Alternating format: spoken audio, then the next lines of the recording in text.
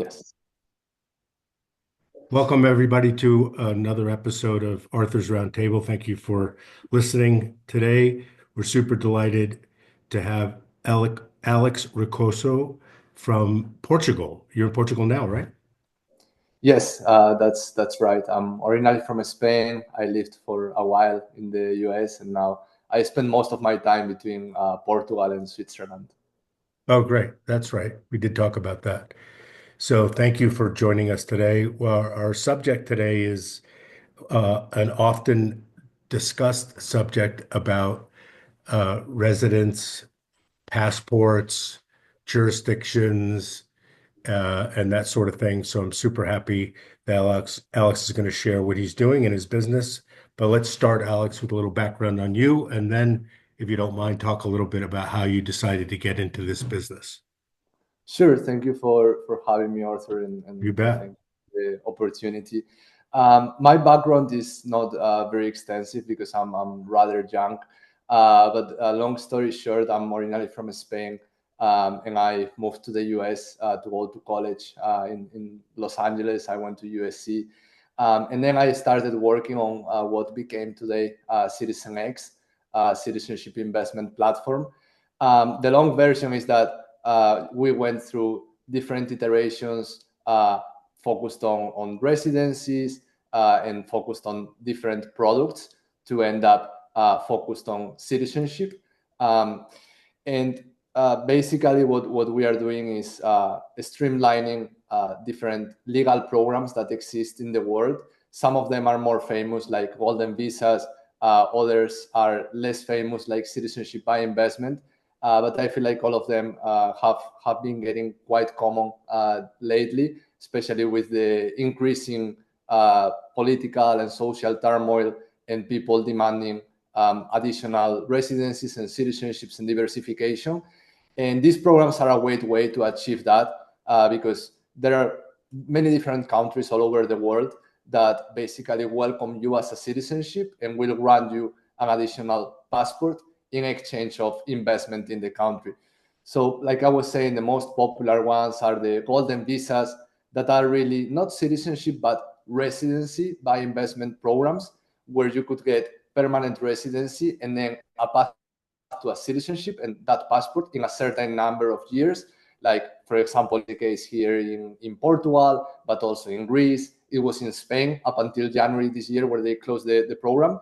And then there are citizenship by investment programs that don't require any visit, any residency whatsoever, and they will grant you the citizenship and the passport right away in a matter of months in exchange of the economic investment.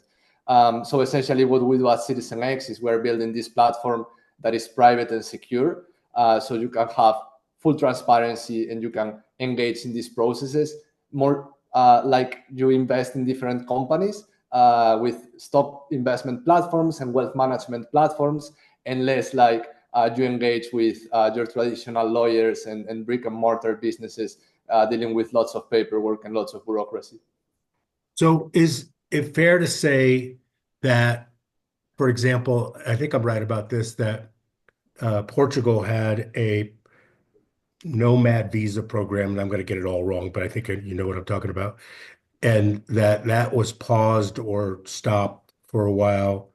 And was it, in your view, from the perspective of the potential customer, a successful effort? Yes, so Portugal and generally in Europe, you have many different programs to be able to relocate to Europe, get residency, eventually get citizenship. So in Portugal, one of the most popular ones is the digital nomad visa. Then you also have the D7 visa that is basically for people who have passive income.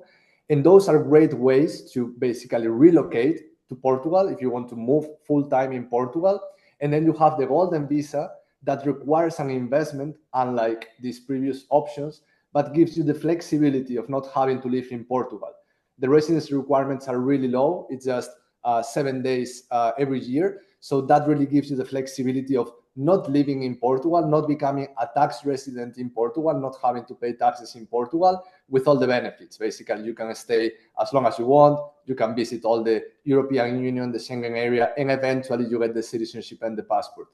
What has been more discussed is the changes in the Golden Visa program, because before, some months ago, the Golden Visa used to allow investors to purchase real estate, and that would qualify as an investment towards getting the Golden Visa and the permanent residency.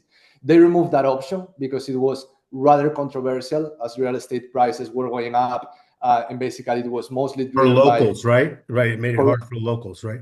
Correct. Yeah. So they removed the real estate out of the equation, and other places like Spain, they decided to close it altogether. So they got rid of the Golden Visa. In my opinion, it's a net positive for the countries, because in the end, it's a way to attract foreign direct investment. And if you, as a country, as a government, choose the right investment options, you can have a great impact. And that's also, I think the trend is clear that more and more countries are offering this type of schemes.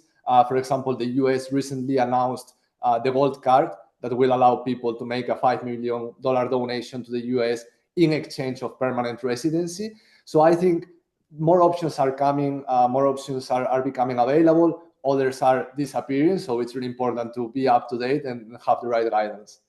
So, can we talk about trends for a second? Even though there's lots of noise in the marketplace, are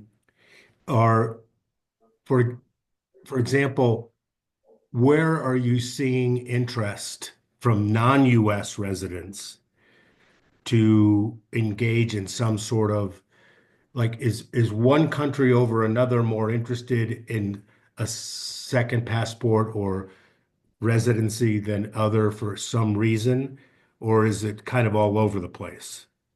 That's a great question, because traditionally, the people who have sought uh, different citizenships and different passports are people who come from a less fortunate background, let's say from the global south, people who have weak passports that don't allow them to basically live their life freely. They can't travel. They have a very hard time doing business, opening bank accounts, incorporating companies.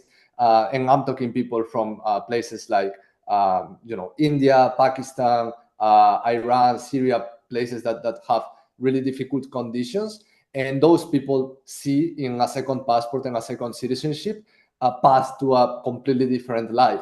But what is more interesting, I would say, is that now the trend that is more dominant is people from the West. So Europeans and North Americans, both from the US and Canada, that are looking for second passports, second residencies, not so much to improve their travel freedom, to have more business opportunities because they already have strong passports, but just as a matter of diversification and basically not depending on just one country, as we saw, for example, with the 2020 lockdowns, that if your country tells you that you cannot travel, you are locked in. And basically having more countries, more passports, and more citizenships means having more options. And it's this very same reason why high net worth individuals from Europe and North America are seeking this citizenship diversification. So again, I'll probably get it wrong, but oftentimes US citizens would want to get a European passport so they could travel. Even though you could travel to Europe, you can easily travel within Europe if you had a European trip. Is that still the case? Yes, that is correct. Basically, the US has visa-free access to Europe, so you could travel a certain number of days. But if you are also a dual citizen, and this is also something that is really important, that the US recognizes dual citizenship without restrictions, meaning that you can have any other citizenships that you want. You can have 2, 3, 4 passports, and it's completely fine if you are a US citizen, if the other countries also allow you. So as a dual citizen, if you have a US passport, but you also have an EU passport, that means that you can travel without any restrictions in the EU. You can live there. You can spend as much time as you want. You can work. So you are basically a citizen with all rights. in the EU. So that becomes really interesting, for example, for families who are thinking about maybe potentially moving to Europe in the future, and they want to have a path to an EU passport that will allow them to choose any country they want to live in the EU in the future. They don't want to make the move right now. So the Golden Visa is a great way to have that path to EU citizenship in a matter of 5 to 7 years. And independent of the U.S. Gold Card Visa program that's just underway, has the European or even other, I know this is an involved question, so answer it any way you want. It's often said that one of the things about the U.S. is it's because of the rule of law and so lifestyle, whatever, is a good passport to have. Prior to us coming out with this golden visa program, did you see interest in people wanting to become U.S. passports or residencies or that sort of thing? So there's a huge interest from people who want to do business in the US and they want to live in the US. But what I see, especially from high net worth individuals and families, is that they prefer avoiding, if they can, avoiding the US passport because it has global taxation. The US is one of the few countries in the world that imposes citizenship-based taxation. So no matter where you live, if you are a US citizen, you will always pay taxes to the US. So this is one of the reasons why also US high net worth individuals and families, they seek additional passports. So in case one day they want to renounce their US citizenship, they have the option. Right. So they don't have to be in the process of doing it, that if something changes, they can just flip the switch. Yeah. Correct. It's just optionality because in the end, the process of acquiring citizenship is usually a long process. So the timeline that we're talking about for golden visas, that's considered fast, and we're still talking about 5, 7 years in Europe. And then outside of Europe, you can do it with citizenship by investment programs that take months. So that's slower than, for example, the process of renouncing citizenship that can be done in a matter of weeks. So that's why the optionality that comes with having multiple passports and a diversified passport portfolio that basically allows you to take action in a short time frame. So how do you make money? And the reason why I'm asking it that way so directly is that it's a daunting task to think about doing this sort of thing. Let me just take a US citizen, for example. Is the value that for whatever you charge, the assessment of saying, okay, here's my fact pattern, and here are my options, and that we're going to help you through the process, and that's worth X amount of dollars, right? Is that fair? It's a combination because we are more of a technology company than a consultancy company. But what we do is that we take citizenship very serious, and we acknowledge that your citizenship is probably as serious as your health data. And your citizenship advisor should treat you the same way as your doctor treats you. And we take this stuff very serious. So one of the things that we do is obviously advise the clients on how to diversify their citizenship portfolio, which countries are best for their interests, for their goals. But I would say the one that our customers value the most is what comes with the technology platform that we have built, that is basically security and privacy. So we are based in Switzerland. All our servers are in Switzerland, where data privacy laws are the strongest in the world. And since for any of these processes, you will be submitting so much information, that's something that's really valuable, that you know that your information is always private, it's secure, it's confidential, and you're not sending it via insecure channels like email or like messaging apps or things like that. And then the second one, I would say, it's transparency. So with the platform, we allow you to track all the process from the moment you begin to the moment you receive your passport. You always know what you're paying for. Everything is accounted, and you can always track the status of things. You don't have to chase down a lawyer or a consultant to ask him how things are going. So I would say those are the reasons why people like CitizenX. And then the less obvious one is that most people don't come to us for just one program, one citizenship, and then they disappear. They stick with us for the long term, and they end up doing multiple programs. So the number of people that we have that are repeating customers, that maybe they just came to get a second passport and get that extra protection, and they ended up doing not just another citizenship by investment program, but also a golden visa, and they end up managing all of their passport portfolio from CitizenX.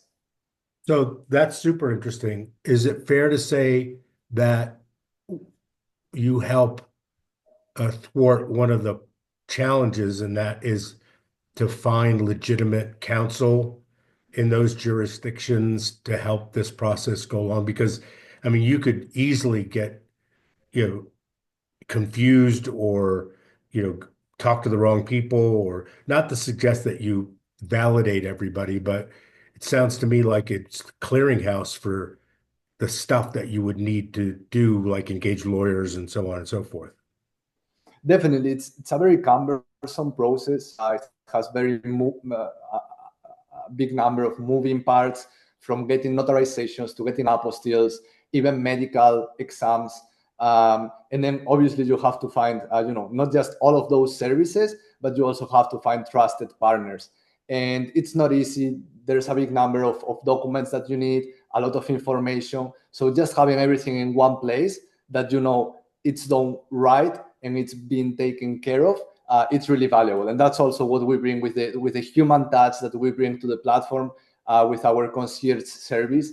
We try to go that extra mile so people know that we are holding their hands through the process, because it's really complicated. And an analogy that I like to use is that some decades ago, if you wanted to invest in a company, you needed to find a broker and file some paperwork and things like that. And today you just have an easy platform that you trust, that it's safe, and you can just invest in different companies or different ETFs using those platforms.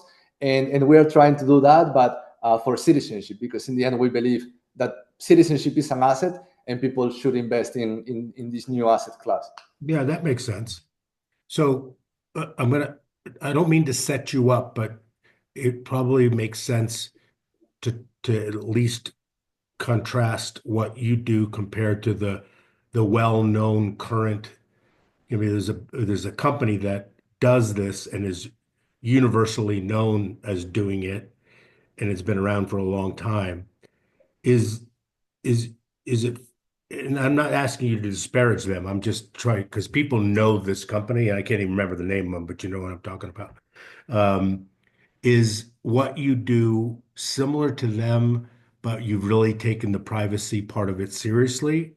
And I'm not saying they haven't, but is someone was, because oftentimes people just say, okay, we got to go to the biggest, longest tail company just so we feel safe, even if it costs more, right?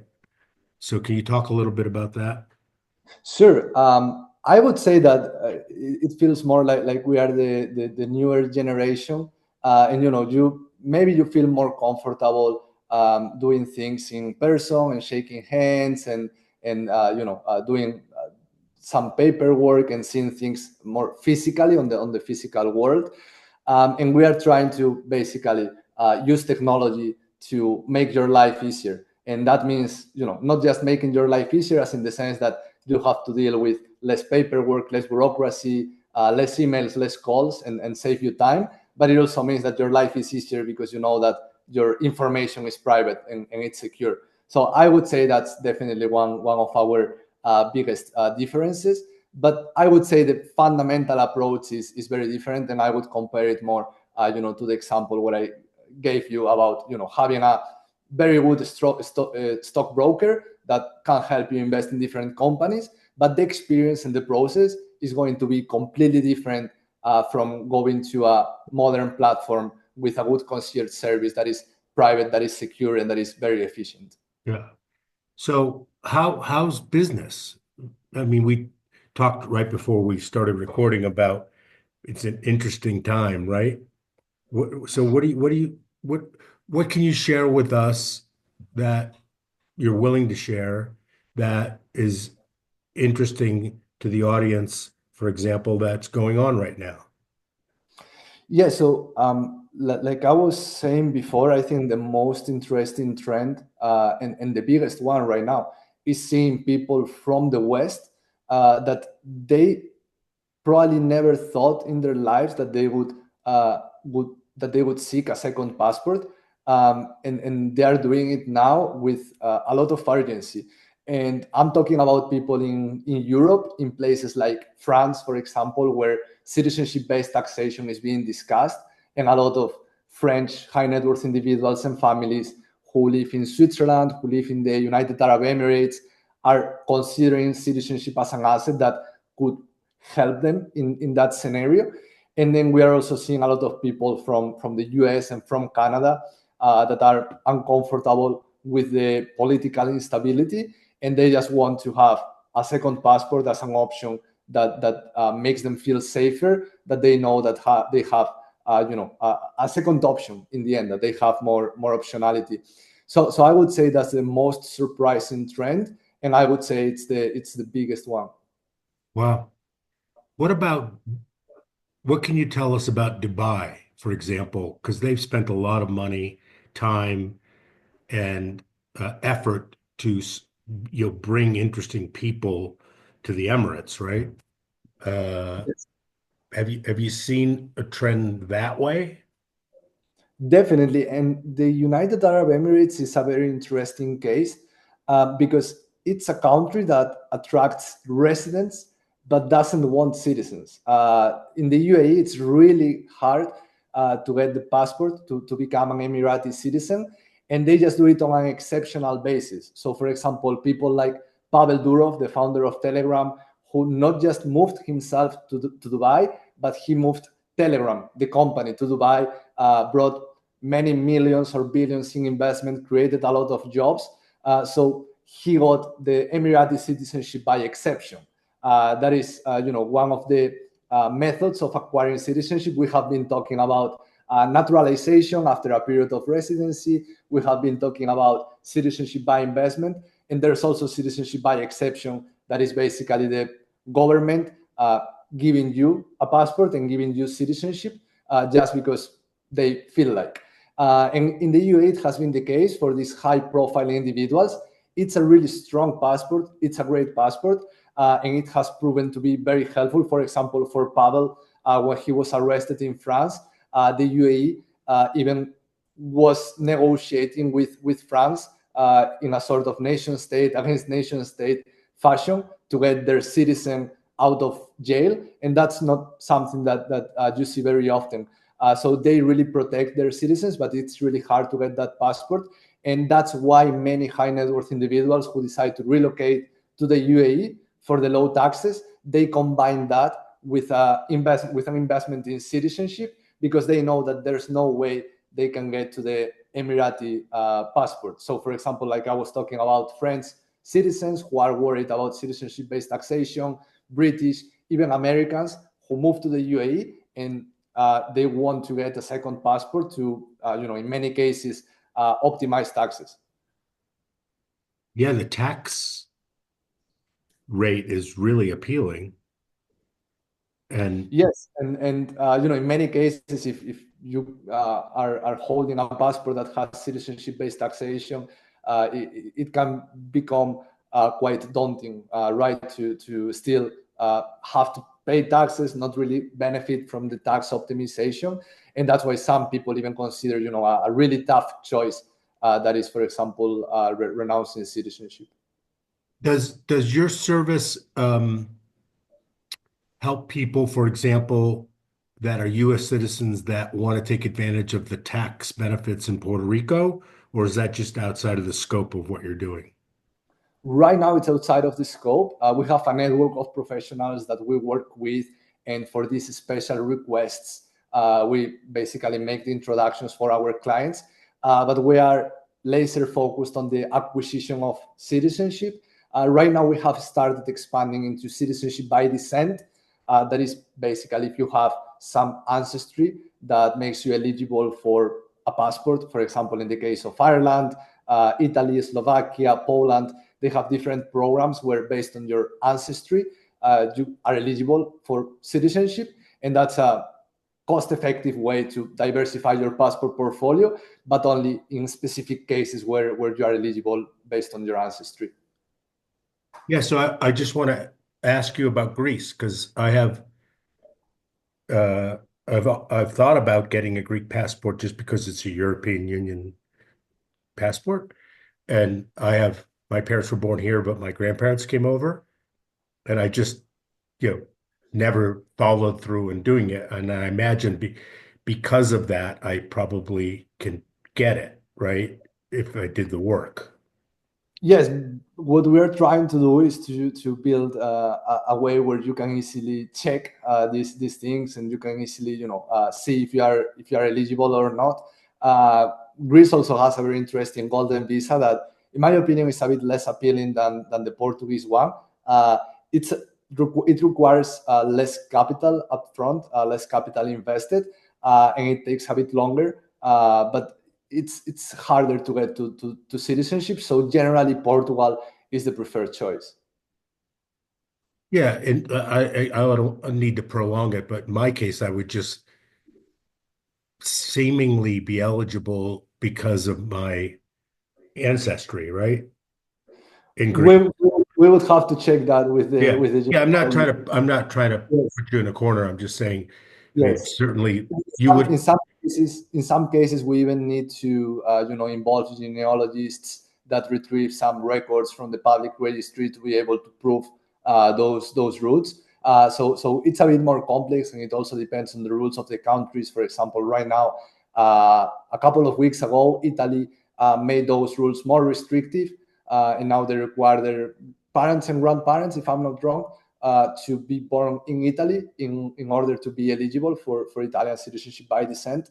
So the routes are always changing, the rules are always changing. So it's really tough to follow that top of mind. Yeah. So as a business, the changing rules must be a challenge for you, right? Yes, the good thing is that we have a great team. Yeah. They know a lot about the programs. We have specialists that know a lot about each program, and they keep track of all of the changes to make the platform up to date. So you can just go there, and you know that everything is always up to date. So walk us through the process, and let's just, for the sake of argument, use a U.S. citizen because most of the Family Office Insights members are North America. Uh, so that might be a good thing from a business development perspective, but just walk us through the steps, if Yeah. you don't mind, of what one So would do. So first, from the advisory side of things, generally the most relevant constraints are the time frame, the capital, and the personal preferences. So the time frame is how fast you are looking to do this. Is it a matter of months for you? Is it a matter of years? And that already discards some programs, like, for example, the European Golden Visas, in case you decide that you need a second passport in a matter of months, and you are left with citizenship by investment programs. Then the second constraint is the capital, right? Are you looking to invest $1 million, and then you have places like Malta, like El Salvador, that are really solid programs that have a great reputation, that have great passports, or you have more budget constraints, and you cannot deploy so much capital, and then you would have a different set of options. And then the third one is personal preferences. So, for example, for those, like I was saying, that really value the access to the EU, and they want to eventually move to Europe, they just want to have that optionality, they want to be exposed to Europe, then a golden visa can be great. But maybe there are others who prefer more the geographical proximity of the Caribbean or Central America with places like El Salvador, and they really value that they are a 2-hour flight away from Miami to these places. So that's where personal preference is coming. That's how we make basically the selection of the right program and of the right passport portfolio. And after that, what we do is we perform an internal due diligence to make sure that that person or that family can successfully achieve the goals that they want, and they can successfully go through that program even before they pay anything. So we really do our work to make sure that that is a successful case, and only when we know that that is a case that is very strong, we take the case and we onboard the person or the family as private clients, and we start working to prepare all of the documentation needed from gathering documents, birth certificates, marriage certificates, criminal records, and then helping with the notarizations, apostilles, translations in some cases, and then basically it gets submitted, it gets approved, and in most cases, especially for citizenship by investment programs, after you're approved, that's when you make the investment and you receive citizenship. Yeah. So it's pretty straightforward. I mean, not wasting any time if a barrier immediately comes up in your process is super smart, right? Yeah. Because you could go through all the steps and say, wait a minute, you didn't tell us about this, right? Yeah. Go ahead. And we try to be really upfront and really transparent, like I was saying, not just when it comes to the pricing and the total cost that you can just calculate on our website, and that covers everything from the day that you get started to the day that you receive the passport, but also from a procedure standpoint. So you really have a comprehensive overview of what's going to happen, what documents you will need.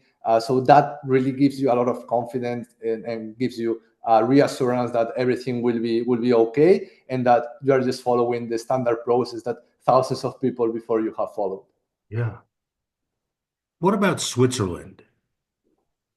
Is Switzerland someplace where you could invest still now and get at least a residency? Yes, Switzerland has different residency by investment options, and it's a great place. That's why we are incorporated there. It's neutral. The quality of life is extremely high. I love it. The only downside of Switzerland is that, similarly to the United Arab Emirates, it's going to be really hard to get citizenship, but it's possible. In Switzerland, you can do that. It's just going to take a big number of years, 10, 15, 20 years. You even have to get accepted in some cases by your neighbors. They will vote that you want you to become a citizen. So you really have to integrate in the culture, and it's a completely different thing. But for those who really see themselves living in Switzerland, it's also a valid option. But that also leads to scenarios, as I have discussed in the UAE, where someone moves there and they also want to diversify their passport portfolio, where someone moves to Switzerland, and since the path to citizenship is so long, they want something in the middle to not just depend on their country of origin if they just have one passport. Yeah. Super interesting. It's at one time, I mean, this is years ago, but Nevis and not Martinique, but there was another one. There are five countries in the Caribbean. It's St. Kitts and Nevis, Antigua and Barbuda, Grenada, St. Lucia, and Dominica. Yeah, Dominica is the one I was thinking about. Yeah. Are those still good options on some level? Yeah, they're great options. They have differences and there are some nuances, especially depending on what you're looking for. So, for example, if you are looking for visa-free access to China, then Grenada can be a good option. If you are looking for a country that is crypto-friendly and that will be okay with you being a cryptocurrency investor and proving your wealth with cryptocurrencies, then Antigua and Barbuda can be a great option. If you are looking for the longest running program, St. Kitts and Nevis has been running since 1984, and it has a really good reputation. So there are some nuances. It really depends on what you're looking for, but they are very popular in terms of citizenship by investment. And Malta is also somewhat crypto friendly too, right? Yes, and Malta actually is the only citizenship by investment program in Europe. It has been transitioning more into residency by investment. Right now, they require you to move your tax residency to Malta for at least 1 year. and show some integration to the country. So it's slowly becoming a residency by investment program, but it's still a great option, especially for those who want the fastest path to EU citizenship. In Malta, you can get it in 1 year, 1.5 years. The next best option is Portugal, that will take 5 to 6 years. Wow. So Malta's quick, huh? Yes, it's also quite expensive or capital intensive. The total capital required would be around $1 million. Part of it is a real estate investment, part is a donation to the government. So you compare that with Portugal, where you can make a 500,000 euro investment, and it's a different product. In one, you're buying speed; in the other one, you are getting a return on your investment potentially. So it's a different product, and it really depends on what you're looking for. Yeah. So really interesting. Yes. So uh, I hope that whatever political cacophony we're creating over here in the US causes you to prosper. Well, I mean, it's a bit unfortunate because our business is one of those where the worse that governments do, the more demand that we get, and usually people try to see that as negative. I try to see the other side of the coin. That is, well, at the same time that there are governments that don't treat their citizens well, and that causes citizens to exit, there are other countries that welcome you and that value you as a citizen, and they want you to become part of their citizen base. And I like to see that bright side of things. Yeah, no, I think it's a healthy way to look at it. And look, all we know is that things are going to change, right? So one way or the other, it's never static. Uh, and it when what I thought you were going to say, in addition to what you just said about looking at the positive side, it also causes people to take action, right? All right, now instead of putting it off, I'm going to do it, right? Yes, and that's one of those things where the moment you need it, it's too late. It's similar to an insurance. When the house is on fire, it's already late Yeah. to purchase the insurance. And maybe in some cases, short-term volatility can cause you to take action, and then when you really need it, you have it Yeah. because you have decided to diversify when you need it and to purchase that insurance. So is it